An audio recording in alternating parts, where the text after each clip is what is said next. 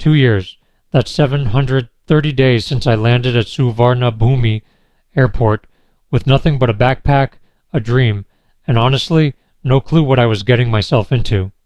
I remember standing in that arrival hall, sweating through my shirt because I dressed for the flight, not the 95-degree humidity waiting outside. That was mistake number one. But trust me, there were plenty more to come. Look, I'm not here to sell you some polished Instagram version of Thailand where every sunset is perfect and life is just coconuts on the beach.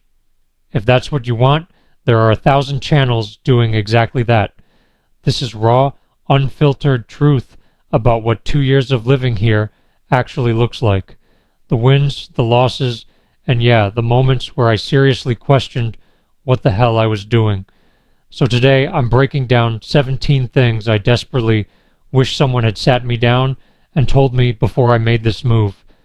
Not the tourist tips, the real survival guide for actually living here, because that's what you deserve. The truth, not the highlight reel. 1. Transportation. Reality. Delete Uber. Right now. First things first. And I learned this the hard way on day 3. I'm standing on Sukhumvit Road trying to open Uber like an idiot, wondering why nothing's loading. A taxi driver is laughing at me. Literally laughing. That's when a random expat walked up and said, "Bro, download Grab and Bolt." Here's the deal.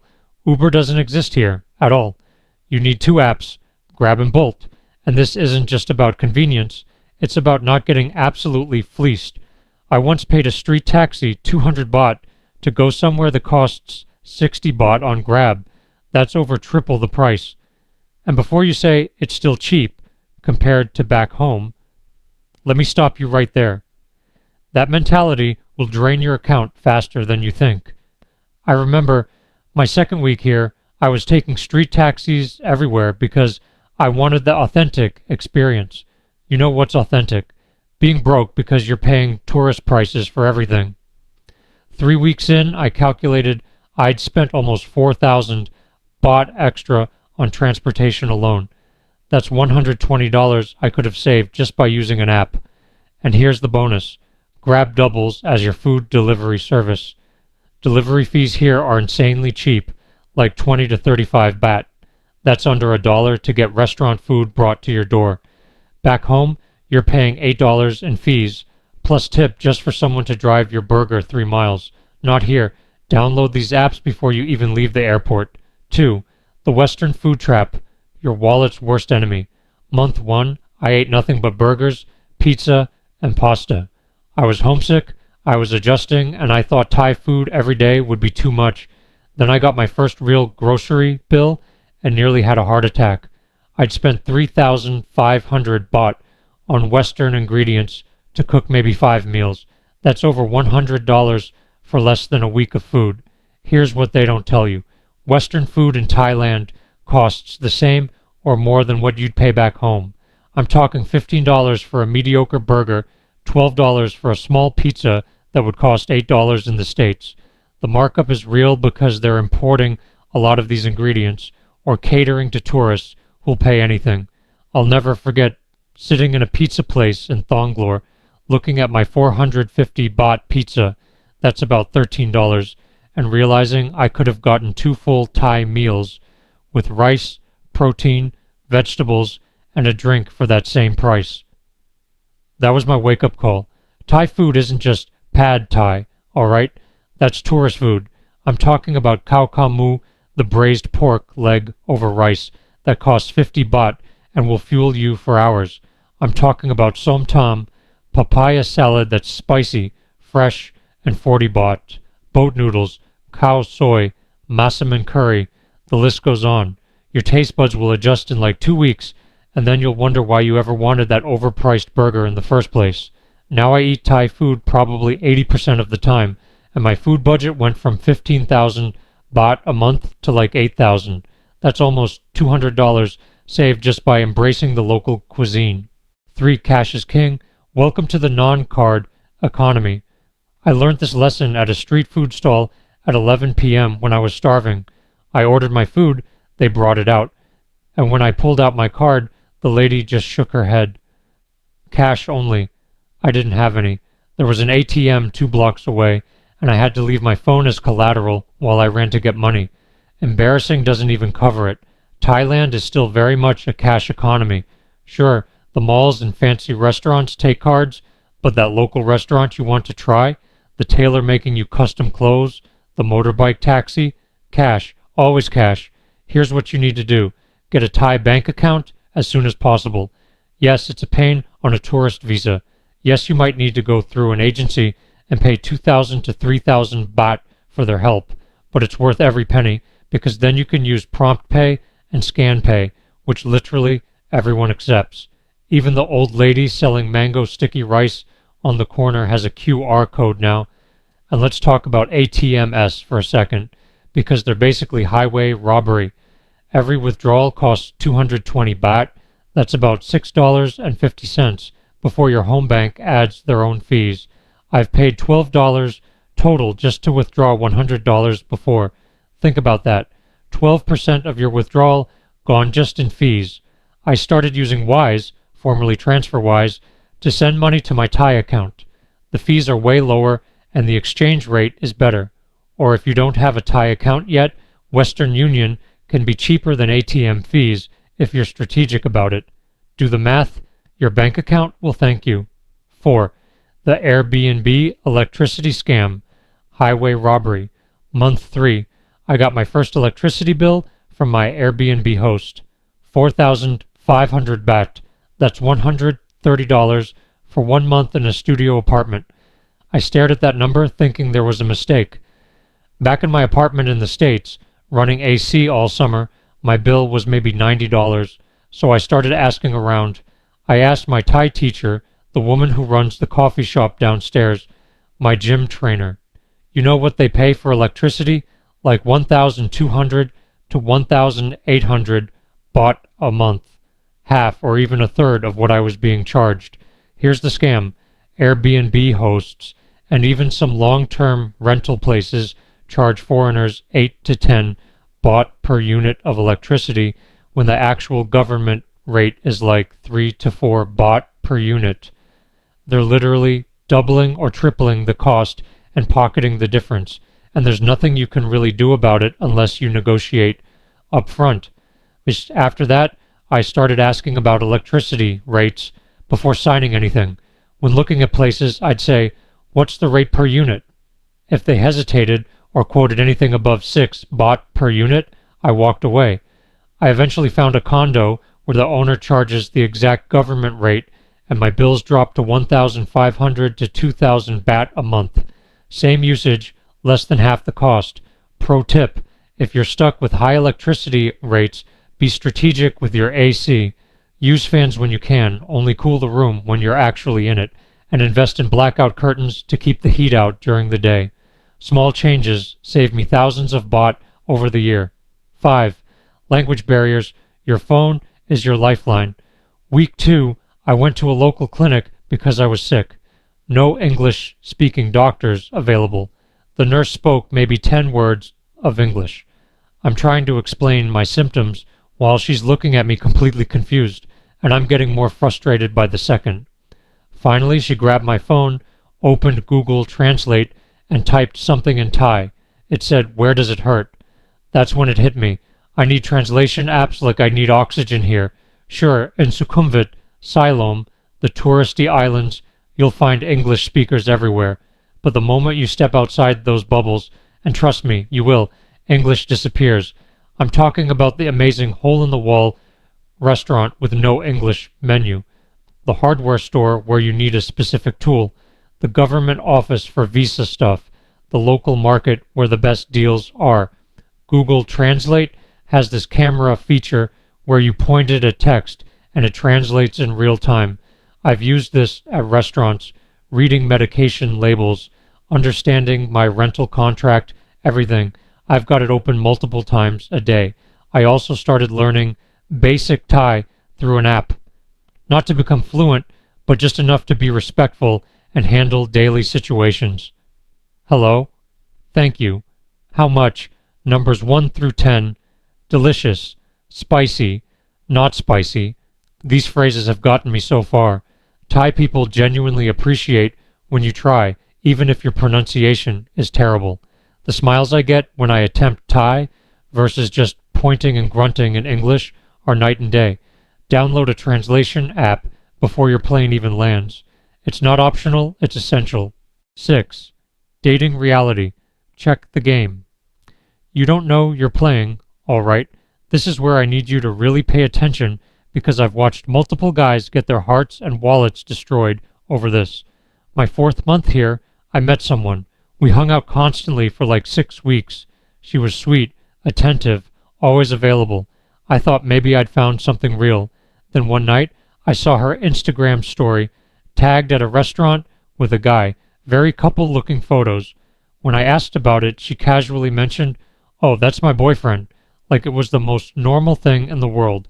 I was the side entertainment while her actual boyfriend was away working in another province. And the crazy thing, she didn't even see it as wrong. Different cultural norms, different expectations about relationships and dating. This happened again, 5 months later, with someone different. Same pattern, lots of time together, then boom, turns out there's a fiancé I never knew about. I learned the hard way that some women here date multiple people simultaneously without considering it cheating because we never officially said we're exclusive. And I'm going to be real about something uncomfortable. There are guys back home right now sending money to girlfriends in Thailand, paying rent, sending cash for emergencies, believing they're in a long-distance relationship. Meanwhile, she's actively dating other people, and your money is funding her actual life with someone else. If you're sending money to someone you met online or during a vacation, and she doesn't have a clear job but always has time to message you, you need to wake up. I've met guys in person who are living this reality, and they refuse to see it. Here's my rule now. If I want something real, I look for women with actual careers. The accountant working 9 to 6. The teacher with a schedule. The hotel manager who's busy during business hours. Someone with real responsibilities, real goals, real structure to their life. Not someone whose job is conveniently flexible and vague. And if you're meeting people in bars and clubs, which is fine, just know what you're getting into. These aren't typically relationships heading towards something serious. Have fun, be respectful, protect yourself, but keep your expectations in check. She's not your girl, it's just your turn. Maybe not even exclusively your turn. Protect your heart and definitely protect your wallet. 7. Meeting women. The apps and the reality. So how do you actually meet people here? Well, there are the apps, Tinder, Bumble, Hinge, Thai Friendly, which I haven't personally used, but I hear about constantly. The apps work, but you need to be smart about them. I've been on probably 20 dates from apps in the past 2 years. Some were great, some were disasters, most were just fine. The thing about apps here is you really can't tell who you're going to meet. The profile might look professional, but you meet up and realize this person has completely different expectations for what the date is. I went on a Tinder date once where within 20 minutes she was asking about my income, if I owned property, what kind of visa I had. It felt like a job interview, not a date. Another time, matched with someone who seemed really cool through messages, but in person there was zero chemistry, just happens. Then there's meeting people in real life, bars, clubs, social events, language exchanges, the gym, hobby groups. I've honestly had better luck with this because you get a vibe check before you invest time. I joined a Muay Thai gym 6 months in, and the community there was incredible. Met people from all over, Thai locals, long-term expats, other travelers. Some of my closest friends here came from that gym. And yeah, I met someone I dated for a while through there too. If you're serious about meeting people, whether for dating or just friendship, put yourself in social situations. Join something, volunteer, take a class, frequent the same coffee shop, and chat with regulars. Apps are a tool, but real connections happen in real life. And one more thing, if someone seems too eager, too available, too perfect, trust your gut. I ignored red flags before because I was lonely and wanted connection. Don't do that. Standards don't disappear just because you moved to a new country. 8. Cost of living. Stop asking. This question, wrong. I cannot count how many times I've seen someone in a Facebook group ask, "Can I live in Thailand on $1,000 a month?" And the responses are always chaos. Someone says, "Easily, I do it on $700. Another person says, "No way, I spent $3,000 and barely get by." Everyone's confused because everyone's talking about completely different lifestyles. Here's my breakdown from 2 years of tracking every baht I spend. You can survive on $500 a month if you're living in a small room, eating street food for every meal, never drinking, rarely going out, and entertaining yourself for free. It's possible, but it's bare-bones survival mode, not living. $1,000 a month is comfortable if you're disciplined. Decent apartment in a less trendy area, mix of street food and some nicer meals, occasional nights out, transportation, basic entertainment. You're not balling, but you're good. $1,500 to $2,000 a month is the sweet spot for most single people who want a social life. Nice apartment, eating what you want, going out on weekends, maybe a short trip each month, gym membership, hobbies. This is where I landed after my first year of figuring things out. $3,000 plus per month, and you're living very well. Luxury condo, eating at good restaurants regularly, partying multiple times a week, traveling often, dating actively. This is the lifestyle you see flexed on Instagram. I spent my first 3 months averaging $2,500 a month because I didn't know better. I was eating Western food, taking Grab everywhere instead of using motorbike taxis, going out 4 nights a week, staying in a trendy area. I burned through savings fast. Now I average about $1,700 a month, and I feel like I'm living really well. I figured out which things actually matter to me and which expenses were just wasteful. Your number will be different based on your priorities, but at least be honest with yourself about what kind of lifestyle you actually want.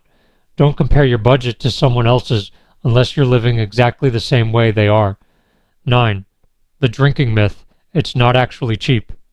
Everyone told me before I moved here, "Oh man, drinks in Thailand are so cheap, you'll love it." Lies. Complete lies. My first night out in Bangkok, I hit a rooftop bar in Sukhumvit. A basic vodka soda was 280 baht. That's like $8. A cocktail was 350 to 400 baht. Back home in a major city, I'd pay the same. Where's this magical cheap drinking everyone talks about? Even at regular bars, not fancy ones, a beer is 100 to 150 baht. If I have 5 drinks, that's 500 to 750 baht, plus I'm tipping, plus I'm probably getting food. I'm walking out having spent 1,000 to 1,500 baht easily. That's $30 to $45 for one night. Tell me how that's cheap. The people who claim they go out for $10 are either lying or they're having 2 drinks over 4 hours and calling it a night. That's not me. That's not most people. Here's what I do now. I pregame at 7-Eleven. I'll grab a bottle of Hong Thong rum for 160 baht and a Coke for 20 baht. Mix a few drinks at home before heading out. That way I'm already buzzed when I arrive, and I only need a few drinks at the bar to maintain. But even with pre-gaming, once I'm drunk, my spending discipline evaporates. I'm buying rounds for people I just met, ordering shots, saying yes to every suggestion. A night out still costs me 1,500 to 2,000 baht on average. That's $45 to $60. And here's the real issue. Because drinks feel cheaper than back home, I don't drink less, I drink more. The psychological trick gets you. Oh, beers are only $3, I can have 6. Well, congratulations. You still spent $18 on beer plus everything else. If you're serious about saving money, stay in. That's the honest answer. Every night I go out is a 2,000 baht night minimum. Every night I stay in is a few hundred baht on food and entertainment. The math is simple. I still go out because I'm here to live, not just exist, but I budget for it, and I'm realistic about what it costs. 10 income streams. Savings are a countdown clock. 6 months in, I was chilling at a pool party, feeling great about life. Met a guy who'd been in Thailand for 3 years. I asked how he afforded it, thinking he'd say remote work or investments. He said, "Oh, I've just been living off savings." I asked how much he started with. He said $60,000. Quick math. 3 years, $60,000. That's about $1,600 a month. Not bad, right? Then I asked how much he had left. He paused and said, "Maybe $8,000. He had 4 months left, maybe 6 if he was careful, and no plan for what happens when it runs out. I could see the stress in his eyes. That was a turning point for me. Savings have an expiration date. No matter how much you start with, if money's only flowing out and nothing's coming in, eventually you hit zero. And when you hit zero in Thailand without income, your options are go home broke or make really desperate decisions. I had been living off savings too, and I had maybe a year left at my spending rate. That conversation scared me straight. I started freelancing, picked up remote contract work, built up some online income. It wasn't much at first, like $500 a month, but that's $500 less I'm pulling from savings. Now I make around $2,500 a month from various income streams, and I spend about $1,700. That means I'm actually saving money again while living here. The stress difference between depleting savings and building them is night and day. If you're planning to move here, have an income plan before you arrive. Remote job, freelance skills, online business, rental income from property back home, dividends from investments, something. Don't be that person at the pool party with 6 months of money left and no idea what's next. 11. 7-Eleven is your best friend. This is going to sound stupid, but 7-Eleven changed my life here. I'm serious. Back home, 7-Eleven is where you buy overpriced snacks and questionable hot dogs at 2 a.m. In Thailand, it's a legitimate life infrastructure. They're on every corner, open 24/7, and they have everything.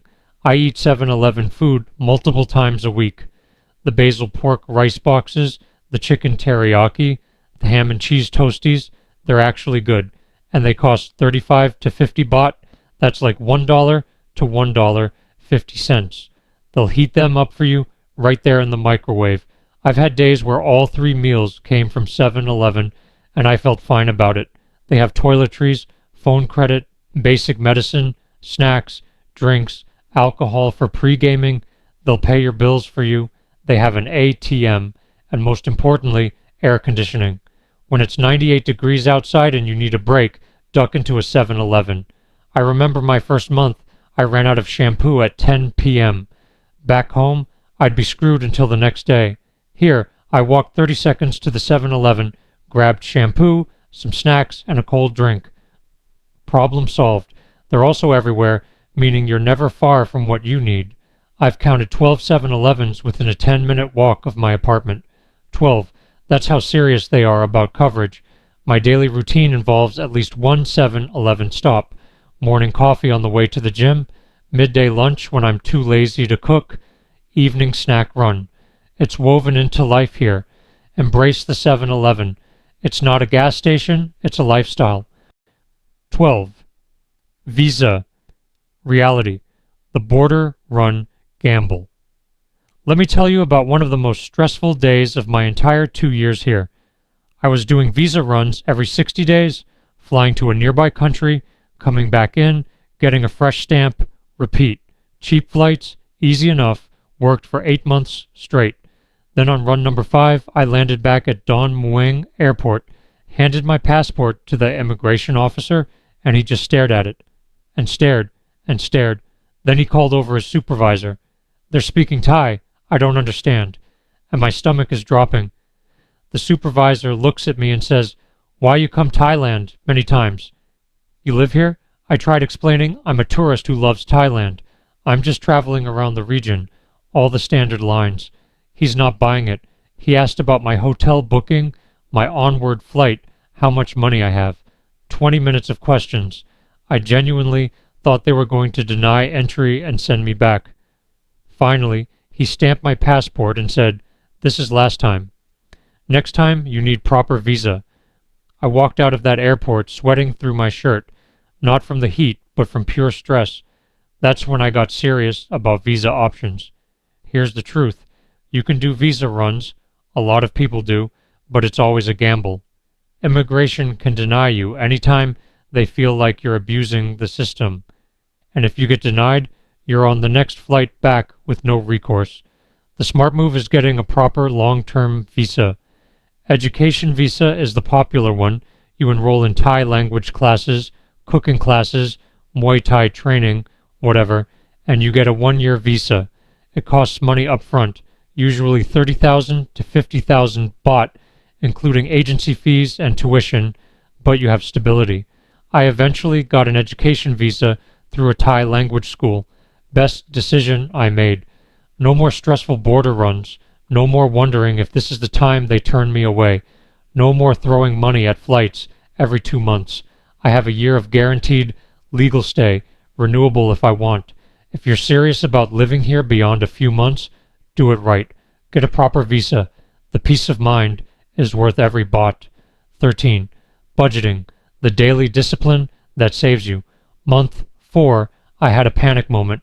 I checked my bank account and realized I'd spent $3,200 that month. On what? I honestly couldn't tell you. Just stuff. Food, drinks, taxis, random purchases.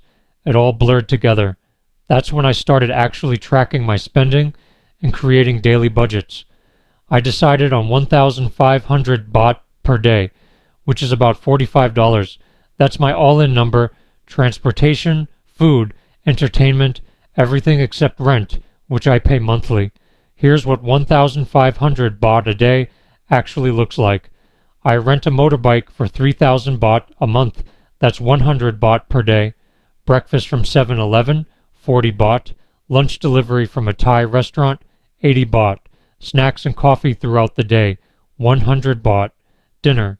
Maybe I go out to a nicer place, 200 baht. That's 520 baht on food and transportation. I have 980 baht left. That's for going to the gym, which I pay monthly but breaks down to about 100 baht a day.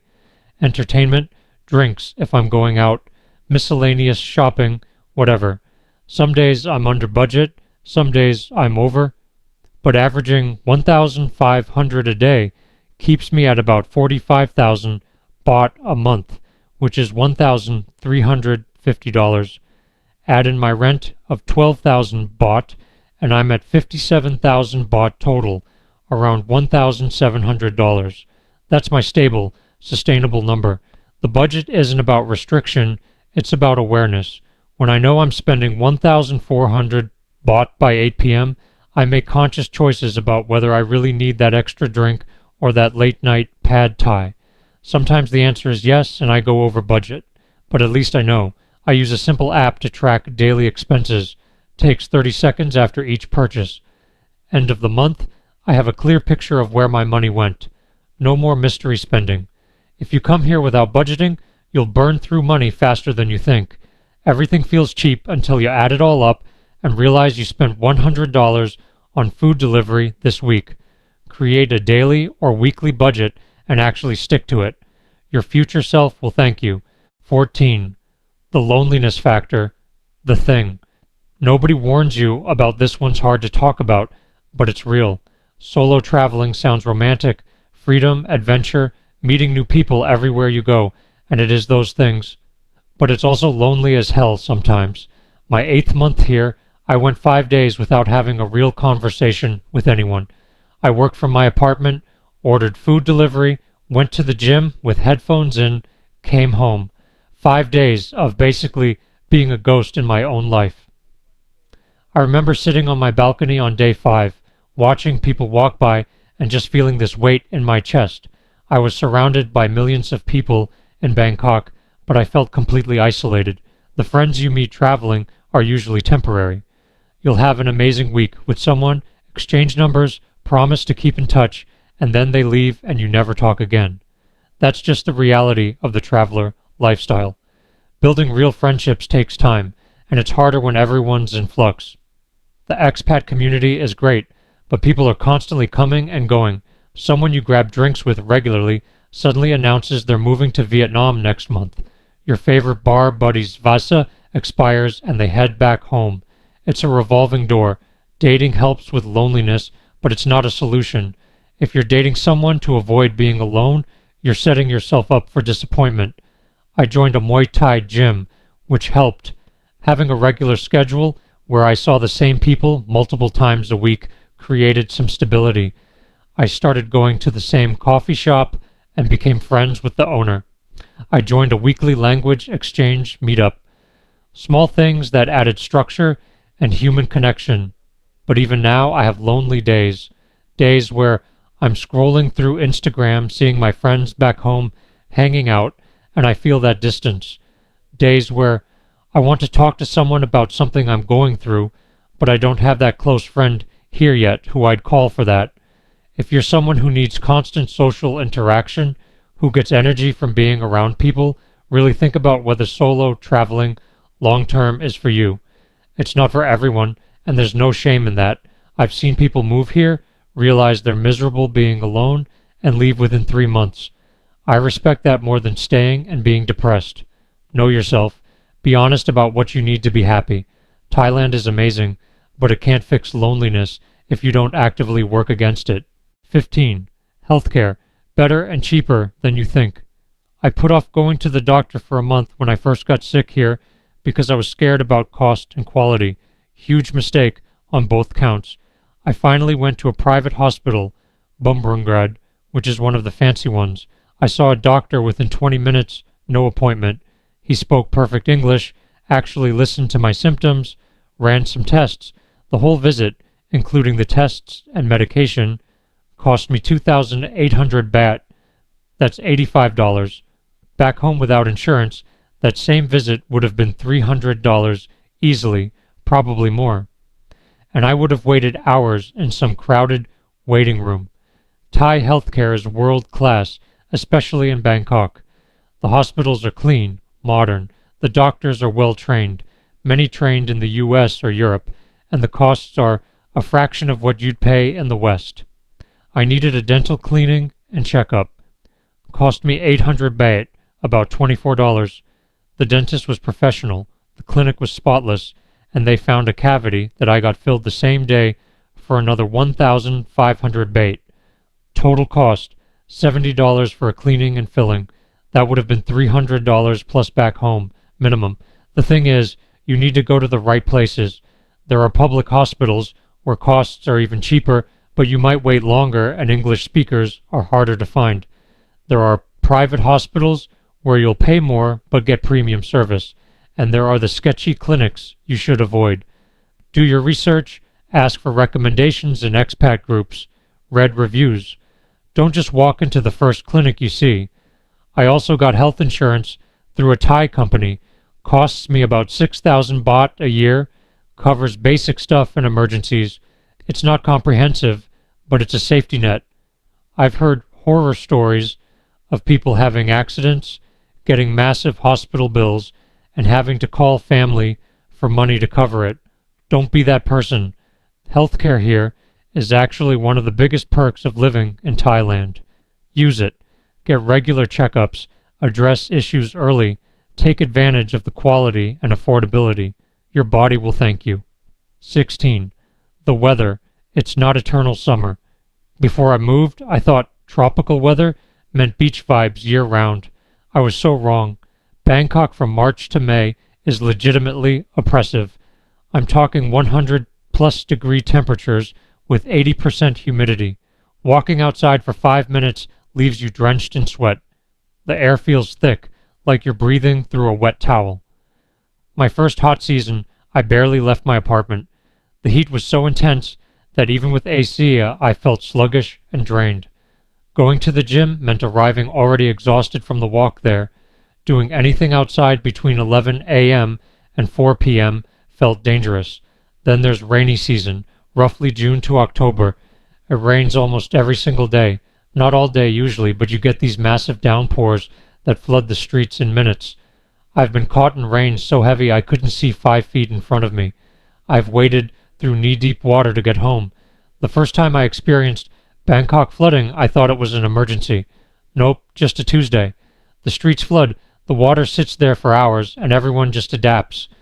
You'll see people walking through flooded streets holding their shoes, motorbikes pushing through with water up to their floorboards, shops operating while water flows through the entrance. Cool season, November to February, is paradise. This is the Thailand from the postcards. Mid-80s, lower humidity, clear skies, actually comfortable to be outside. This is when tourism spikes and expats who left for the hot season come back. My second year, I got smart. Hot season, I spent a month in Chiang Mai, where it's slightly cooler. Rainy season, I stayed mostly indoors or planned activities around the rain. Cool season, I maximized outdoor time. You will adapt, but it takes time. You'll learn which times of day are bearable, which areas of the city stay cooler, how to dress, linen becomes your best friend, and when to just stay in and accept defeat. Don't underestimate the weather. It affects your mood, your energy, your social life, everything. Be prepared for it to be much more extreme than you imagine. 17. The little things that add up. Death by 1,000. Bought.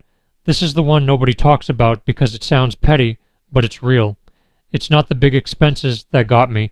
It's the 100 little ones that sneaked up. Sunscreen. I go through a bottle every 2 weeks because the sun here is brutal. That's 200 baht every 2 weeks, 400 baht a month. Back home, I use sunscreen maybe 3 times a summer. Laundry. Most apartments don't have washers and dryers. You either hand wash, which I tried and gave up on, or you use a service. I pay about 40 baht per kilo, and I do laundry twice a week. That's 320 baht a month, about $10. Doesn't sound like much until you realize back home I had a free washer and dryer in my building, phone, and internet. Even with cheaper costs here, I'm paying 600 baht a month for unlimited data on my phone. Another 600 baht for home internet. That's 1,200 baht monthly, about $35. Small, but it's there. Water. I can't drink tap water, so I'm buying bottled water constantly.